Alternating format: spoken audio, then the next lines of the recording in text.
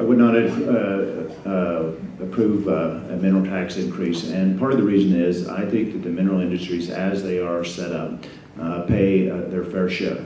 Oil and gas roughly pays 52% of the property taxes in Wyoming, and what I have said is, listen, you can try to sell $50 hamburgers, but you're not going to sell very many of them. The better thing to do is make it reasonable. This is particularly important now that we see with advanced technologies that we're not just by ourselves. We are competing with other states such as Pennsylvania and states around the country, and we need to be competitive in how we tax the mineral companies. And currently, I think that we are competitive, and being competitive provides great revenue for the state of Wyoming.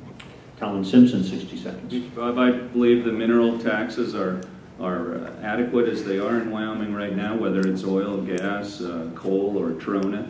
And when you look at the revenues that come into the state of Wyoming, the mineral severance tax, 1.5% of the mineral severance taxes we receive goes directly to the Permanent Mineral Trust Fund by the Constitution.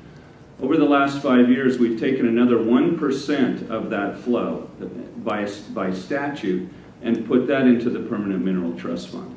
There are revenues available to deal with local governments, highways, and those types of things. It's about reprioritization, not raising taxes, and especially in a time of recession, when risk-taking needs to be encouraged, and especially when the federal government rules and regulations have a big thumb on the energy industry, and it's hard enough to produce in Wyoming as it is, and we do it in a reasonable and responsible way when we're able to do it. Thank you.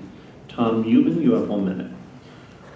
On the mineral tax increase, I don't think we need to increase our mineral taxes because, one, if we do, we're going to drive business out of the state and people will lose their jobs.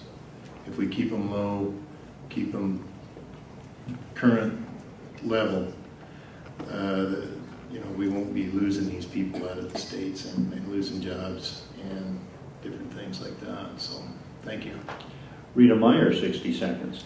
Our mineral energy is already the big taxpayer at the table for K through 12 education and a lot of other entities across Wyoming. I support the current structure in terms of the percentages for the different minerals, with exception, not with exception, but the Trona, of course, there's undergoing revision for that to help keep that industry even viable here in the southwestern sector of Wyoming, because of course the Trona industry is under siege from China. So I do support it. I understand that new technologies that are used here in Wyoming to harvest those energy resources have been exported to other states.